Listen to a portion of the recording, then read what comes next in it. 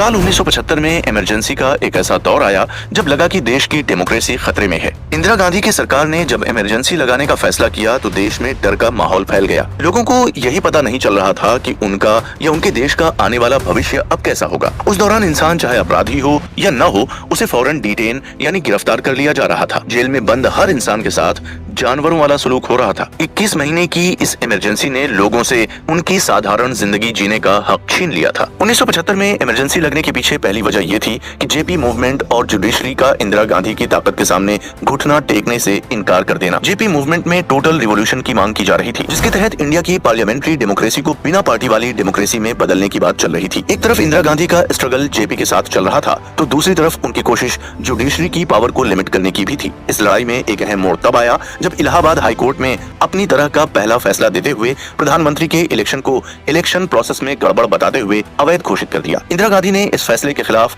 Supreme court में appeal की तो कोर्ट ने इस मामले में एक शर्त के साथ स्टे लगा दिया। स्टे की शर्त यही थी कि इंदिरा गांधी न तो पार्लियामेंट में कुछ बोल सकती हैं और न ही अपना वोट दे सकती हैं। आखिरकार इस फैसले ने इंदिरा गांधी को इमरजेंसी लागू करने के लिए और मोटिवेट कर दिया। इमरजेंसी को लागू करना एक बहुत बड़ा रिस्क था, जो शुरुआत में काफी कामयाब होता नजर आया।